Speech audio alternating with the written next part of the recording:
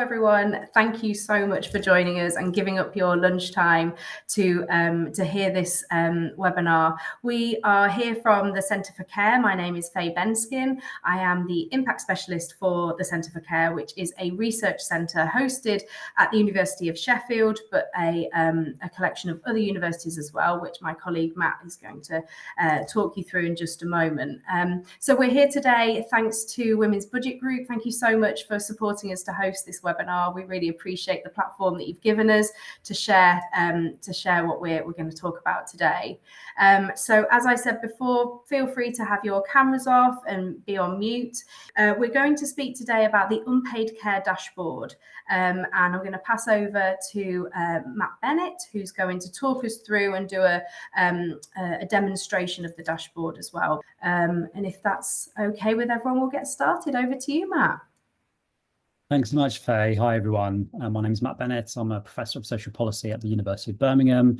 I'm also part of the ESRC Centre for Care as well. I'm just really delighted to share the sort of journey that we went on with the dashboard, with the partners involved in making and creating the dashboard. And also I'm presenting this on behalf of Dr. Maria Petrillo and Tom Siddle, who were really on the front line in terms of developing the dashboard, doing the programming work, the development work, etc. And so without further ado, I'll move forward with the presentation. So just a little bit of general information about the centre and our mission for those colleagues who aren't familiar with the Centre for Care. We aim to co-produce accessible, impactful, original research, generating new knowledge that is useful by policymakers, commissioners and practitioners to improve policy practice and experience of care and caring. We define care very broadly as the support needed to enable well-being, life chances and inclusion in daily life. We focus on care across the life course, so that's both paid care and unpaid care, care systems, inequalities in care and care arrangements, diversity and sustainability in care as well. And Faye mentioned at the outset some of the partnerships, what the centre looks like as a whole, and so it's led from the University of Sheffield, but also involves colleagues at the University of Birmingham, London School of Hygiene and Tropical Medicine, University of Kent and Oxford, and policy and practice partners as well, part of the core team. So those are colleagues at Carers UK, the National Children's Bureau, Office for National Statistics and the Social Care Institute for Excellence. And a lot of the research activity can be sort of broadly defined as 4 cross-cutting themes and 3 research groups. And the focus of each of those groups and themes varies, but we focus on care trajectories and constraints, a team working on inequalities in care, a team on care workforce change, and then themes on care ecosystem, digital care, care data infrastructure, and children and families. I, as my role in the centre, I'm involved in 2 of the groups, the inequalities in care team and the care data infrastructure team. And I think the care data dashboard is a really nice way that demonstrates how we bring together large-scale data, how we build data assets to improve understandings of care, but also how we work with colleagues in practice to answer questions that they want answering based on their priorities and gaps in evidence, etc. And that's something that we're really passionate as a centre in general. But I guess the focus of a lot of the work that I'm involved in is how do we use these large-scale data sources? How do we use data analytics and computational techniques to tell stories about people's experiences of care and to understand the impact that care arrangements have on people, in what context, what works, what does not, over time and over place. So hopefully colleagues may have seen this report that we published in 2023 using census data. So we worked with colleagues at Carers UK, and actually the project was inspired as part of our census analysis plans that we were writing as a centre, but also based on the plans of the Office for National Statistics, who wanted to do some of this work but didn't have the capacity to do it themselves. So we were able to support Carers UK and the Office for National Statistics with this work. And so what we did is we did a very simple replacement cost exercise. If we took all the hours of unpaid care that people were providing in England and Wales and replaced those hours of care with state-funded supports, what would the value of those contributions be? And the sort of headline figure that many of you have hopefully heard was that the value of care in 2021 was 162 billion, which was a 29% increase in compared to 2011. So that's almost a second NHS budget. It's 4 times the amount of spending on mandated social care services. So it's an extraordinary contribution that unpaid carers are making, and that's not news to anyone on the call, I'm sure. One of the fantastic things that we also do in the centre, and a lot of these data assets enable us to do, is they're geocoded. So you can see at the middle of this, the middle of the screen, you can see that we have this really nice graphic of England and Wales, where we have the value of care and the value of care across local authorities in England and Wales. And you can see that there's a lot of variation, a lot of geographic variation in terms of the value of care there. What we also did in the Value and Carers report, which again we just to emphasise we co-produced with Carers UK, and we that enabled us to set out certain research questions and objectives based on their priorities. But one of the things that we also wanted to include on the right-hand side of this screen is a table for local authorities that would allow them to look at their own individual local authorities and look at the value of care in their local authorities, how that changed over time, some of the intersectional characteristics. So, how has the value of care changed depending on the number of hours of care? What is the sex gradient? What's the sex differences between men and women in those areas? So some very, very basic tables to support some of those insights as well. And what we thought, like, after we did this, we thought that it received a lot of attention, as you can see from some of the media outputs, figures, and the reporting is often features in a lot of Parliament debates and a lot of policy and practice debates as well. But what we thought we could do with this is, a static report is all good and well, but what about if we could turn this into sort of a dynamic, interactive tool that everyone has access to and everyone can use to tell their own stories, not just the stories that Carers UK wanted to tell, but colleagues in practice and in local areas and people who have experience of care. How could we create a data source that enabled them to do to create their own stories and understandings of unpaid care in over time and over place? And that's where the dashboard came in, which we'll be showing you shortly. But just before I do, some of the key findings from that report, as I've said, it's the equivalent to a second NHS, 162 billion pounds per year, 29% increase since 2011. For colleagues who are providing 20 to 49 hours of care, that value of care is 17 billion. For those providing 50 hours or more of care, that's 20 billion. And you could we looked at the value of care in a number of different ways in the report. So I think I've sort of described a lot of this background in what I've just said. What the census data allows us to do, the census collects lots of different information. I'm sure you all remember filling out the census, and the census is used for lots of different reasons. So the allocation of local government funding, supporting policy decisions. It's used by people like myself for academic research. But in general, it's, more generally, it's used for telling stories about the life and times of people in the UK.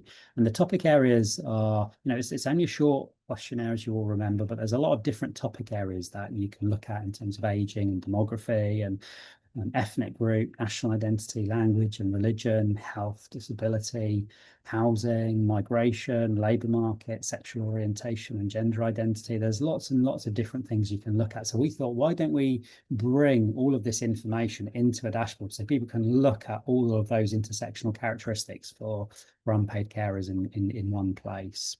And so that's what we did.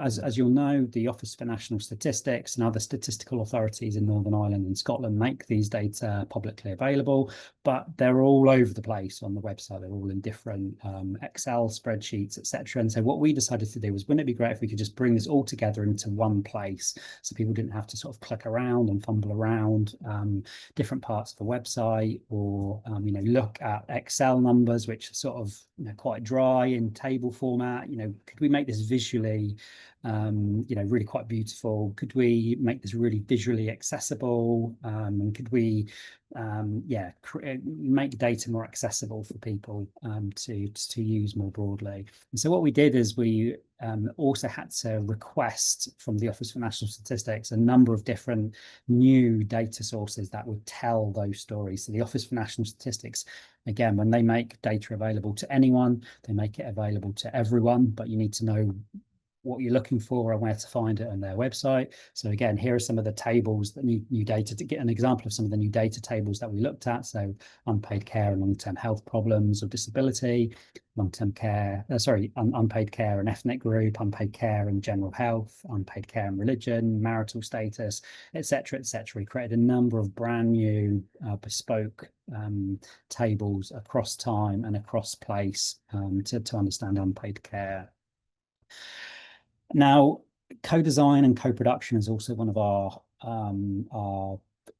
fundamental principles in the Centre for Care. So all of our work is co-designed and co-produced with people with lived experiences, stakeholders, policymakers, etc. And this is, I think, particularly important for myself. With all the will in the world, and if I'm left to my own devices to create something very data driven, something with lots of data assets, using lots of wonderful data techniques and analytical techniques, it might not be the most accessible thing in the world. It might also be the most relevant thing in the world. So the idea of co-design and co-production is to really ensure that the work that we're doing is not only rigorous, but it's also relevant. It's also completely inclusive and accessible. And in order to do that, we need to give up power in terms of the research process, to understand what the opportunities are to do this work with people who it affects in their daily lives. And so we organised a range of co-design workshops where, again, accessibility and inclusion were central to them. We organised these at Carers UK office, but we also had some online as well. Just over 40 people took part, so colleagues with lived experience, Integrated Care Board leads and commitment to carers networks, commissioners, charities, both national and local charities, advocacy groups, local authority leaders, and a number of different things emerged from this. So we took a prototype dashboard to these these sessions, and we described the journey. We were interested in what the what was good, what wasn't, what could be completely scrapped and changed, etc. So sort of everything was up for grabs. Colleagues said that the dashboard would be really useful for storytelling in general, but storytelling that allowed them to create business cases, scenario planning, advocacy work, writing grants, etc. We also ensured that everything that you see on the dashboard is screen reader compatible. We also have Welsh language support materials as well. And we also have a range of support materials too. So we have a number of comics, both in English and Welsh. We also have videos which describe what the dashboard can do and why it might be a useful tool, but also the sort of nitty-gritty, the nuts and bolts of how you might use the dashboard as well. And so here's a bit of a spoiler. Here's what the dashboard looks like and what I'm going to be showing you all shortly. This is the landing page of the dashboard. This is what the actual thing looks like, and gives you a little bit of information about the background that I've just described in terms of that value and carers report. It gives you some of the citation information and who was involved in the project. So that was Dr. Maria Petrillo, Tom Siddle, and myself. And the dashboard allows us to, again, here's a sort of quick spoiler in terms of one of the first pages. Here's a quick statistic page. You can see there's a lot of information here about unpaid care and about employment industry, for example, or highest level of qualification, or unpaid carers who are out of employment. You've got information here on the right hand side about what all the different things on this screen mean in terms of economic activity, or being from an ethnic minority group, or having no religion. We have the value of care on the upper left hand side here. So we have the real value of care, the nominal value of care, how that's changed over time, the proportion of carers, etc. And we also have a range of filters here on the left hand side.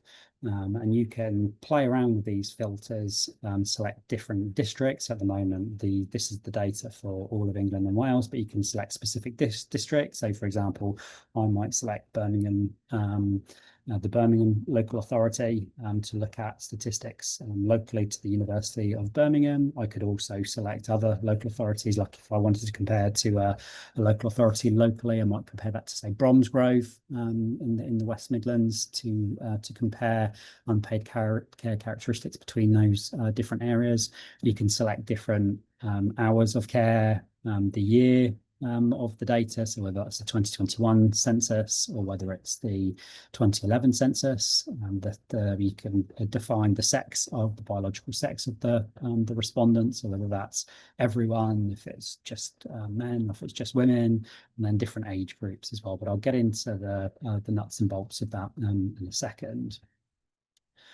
So what kind of things has the dashboard enabled us to discover about unpaid care?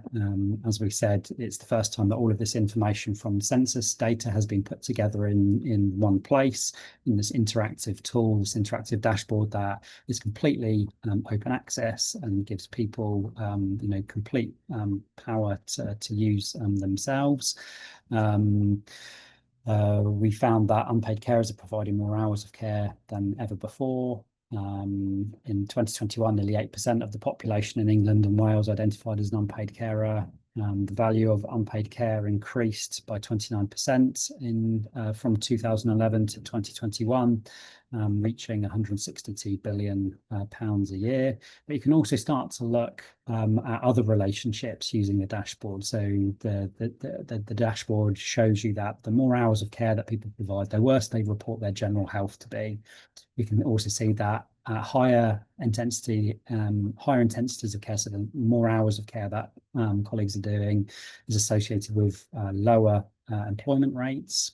You can also find information about local areas. So in South Yorkshire, where the University of Sheffield is based, the annual value of care increased from 3.17 billion in 2011 to 4.03 billion in 2021, which represented a 27.1% increase. And whereas in London, that increase was 29.8%, rising from 4.19 billion to 5.44 billion. As we know, with a number of other data assets and a lot of the literature and lived experience on this topic, the impact of high intensity care and on employment was particularly stark for women. So there's lots of sex disparities in unpaid care. High intensity carers are more likely to have no formal qualifications and are at least likely to have the highest level of education qualifications as well, which is level 4 in census speak. Working carers are more likely to work in more flexible or family-friendly sectors as well. And the opportunities are sort of endless to look at these intersectional stories and changes and comparisons over time and over place as well. So a couple of things. What I've already sort of alluded to some of the supports that we've put in place for use of the dashboard. It was published at the beginning of June as part of Carers Week, and we launched it with Carers UK and the South Yorkshire Integrated Care Board, who were also key project partners on this. We hosted a range of webinars and workshops locally and online, as which this is obviously one. We created those animations and cartoons which tell you how to use those, how to use the dashboard and why it might be important, which are also translated into Welsh as well. Something else that we are really passionate about in the Centre for Care, and particularly in the groups where there's lots of quantitative data, is the open science framework. And so what that means is that everything is made completely available to everyone, free of charge. You can, check our homework, you can take our homework and make it better. You can use all the programming, all the data tables to create your own dashboard if you wanted to. So everything is available for colleagues to take and use in different ways. And we actually have a feature on the dashboard that allows you to, you don't necessarily just need to use the dashboard and take screenshots of the dashboard of specific statistics or graphs or figures that you're interested in. We have a tab on the dashboard that allows you to select certain areas or certain characteristics that you're interested in. And what that will do is it will send all of that information completely automated to your inbox within sort of 5 to 10 minutes of that email request. So you don't have to talk to anyone. You don't have to email myself or any of the other project team. You literally just enter your email and your requirements into a Google form, and within 10 minutes you get all of that information in PowerPoint slides and also Excel tables for your own use, and to do whatever you would like to do with those things. So that's something we're particularly passionate about in the centre, and you can do that with any of our other work that's quantitative as well.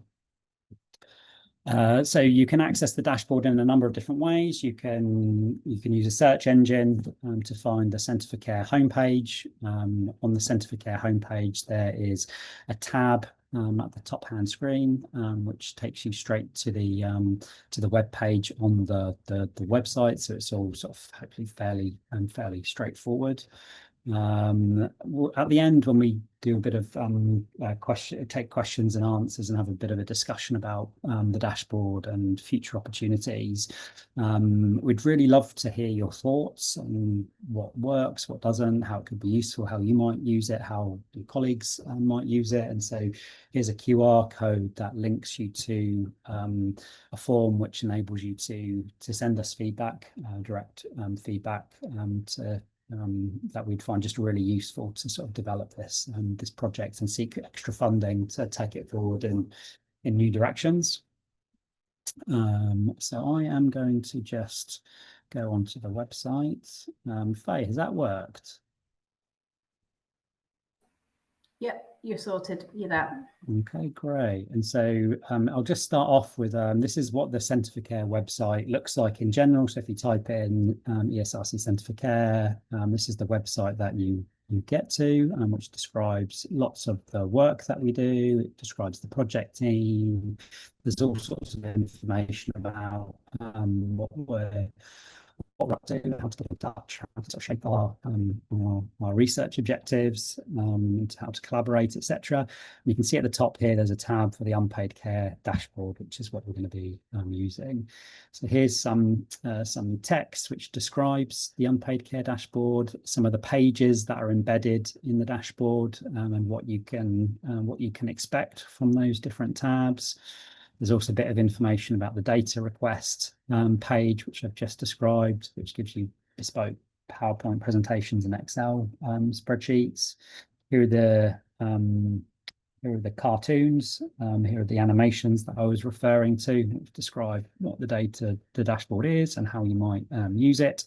And with, again, sort of point and click instructions, which I'm going to be going through very briefly now as well. We have comics as well in English and Welsh, which describe those things. But here is the dashboard itself. So it's completely embedded in this website, in the page itself. I've already discussed that this is the first page of the dashboard. We have a help page here, which tells you how to use various elements of the dashboard, where the data come from, and the different license agreements that were in place when we set out to bring this information all together, and how we did that with the Office for National Statistics. Here is our data request page. So you can just put in your email address, which allows us to email you all the data. And then when you scroll down on the page, you can click all the different demographics and information that you would like, and then you submit your request, and all of that information ends up in your inbox 10 minutes later. Here's the sort of first meaty part of the dashboard. Here's our quick statistics page.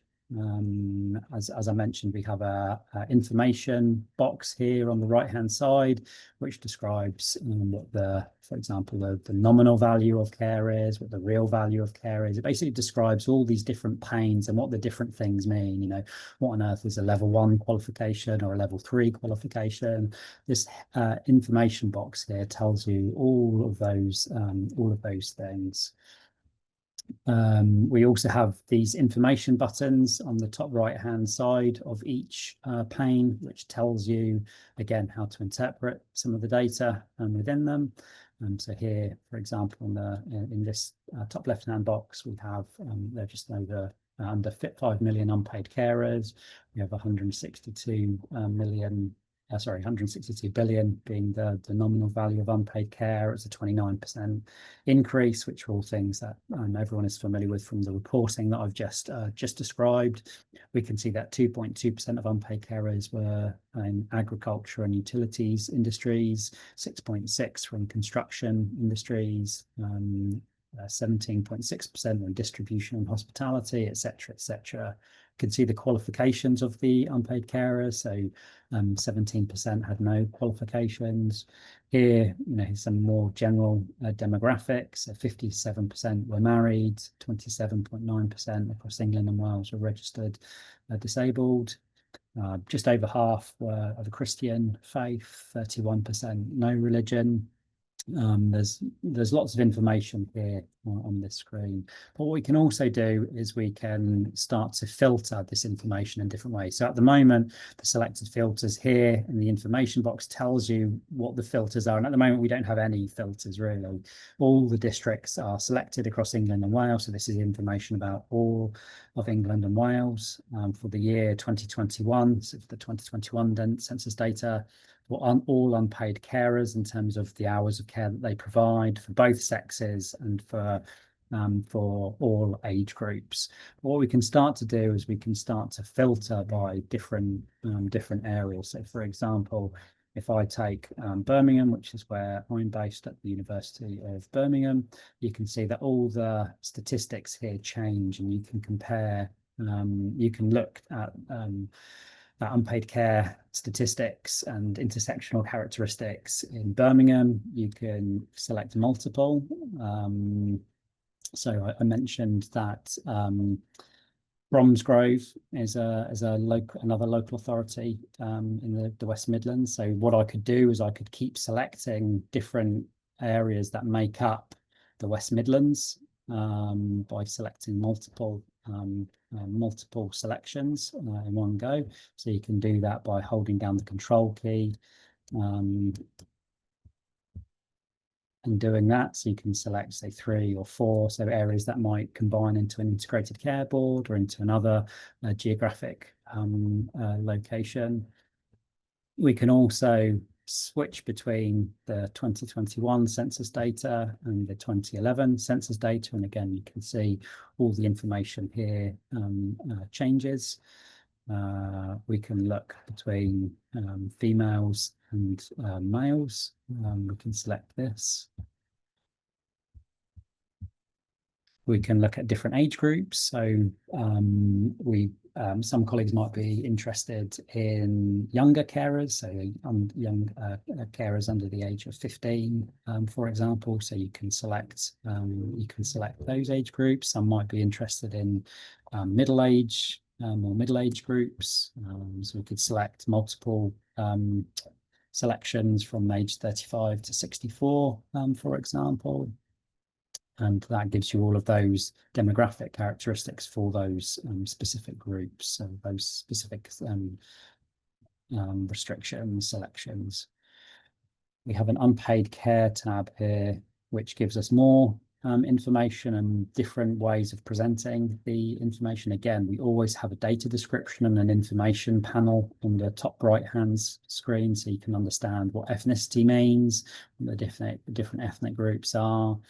So here, for example, we can see that nearly 90% of unpaid carers have a white ethnicity.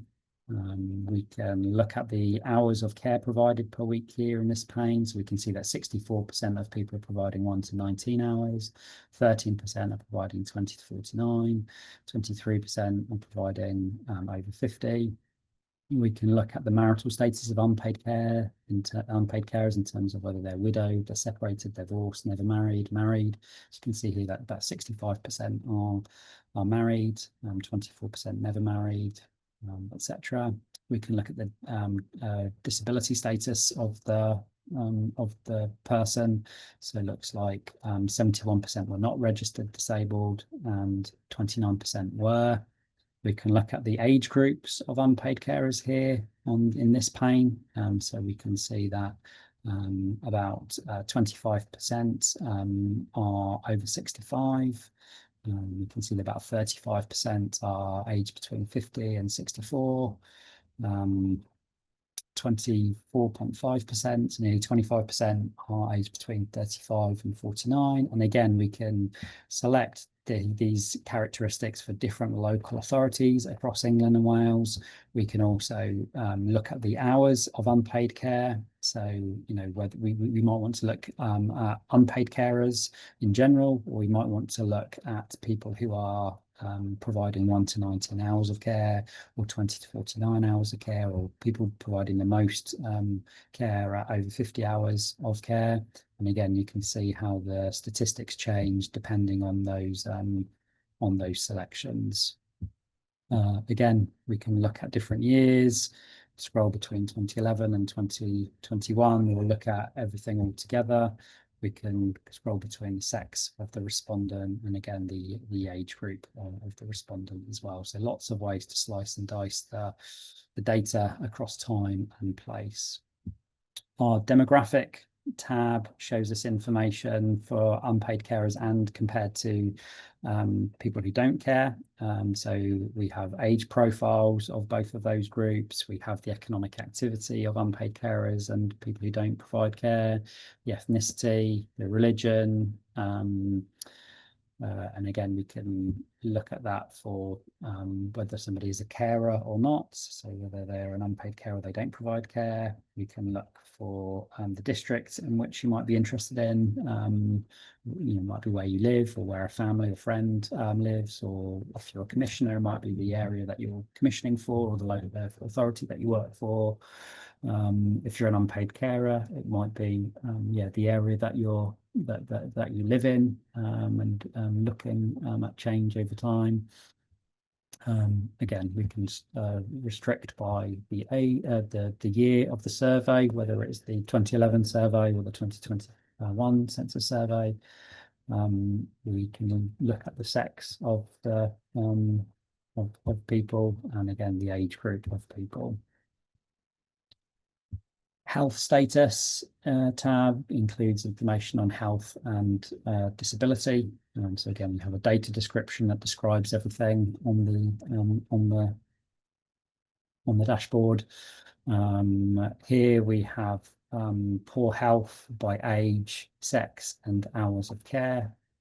Here we have the health status and hours of care of unpaid carers.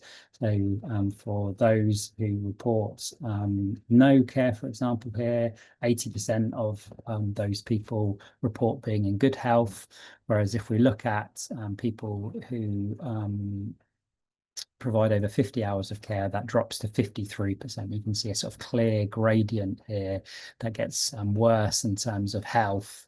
You can see that fewer people report good health as the number of hours of care that they do increases. And these are things that that we know through lived experience and that we know through other academic research, but this is the first time that data that academics might use are freely available in one place in an accessible format to tell these stories and see this in real life yourselves. So really sort of democratizing data.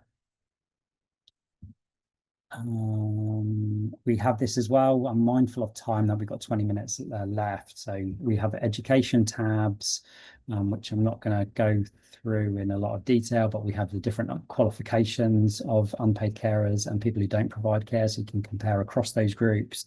And again, you can compare educational experiences by the hours of care, whether it's the 2011 census or 2021 census date, the sex of the respondents, the age of the respondents, and you can do this as well for employment status, so the sector that unpaid carers and people who don't provide care work in. You can do it for those who are economically inactive or are unemployed. Again, by all of these different selections. I think one of the really exciting things that we were really pleased to hear about in the workshops was the opportunity to compare and contrast. So obviously you can use those previous tabs and compare and contrast by making selections, taking screenshots, making other selections, taking screenshots and comparing the screenshots. But here, this emerged out of our co-design workshops. You have basically two dashboards side by side.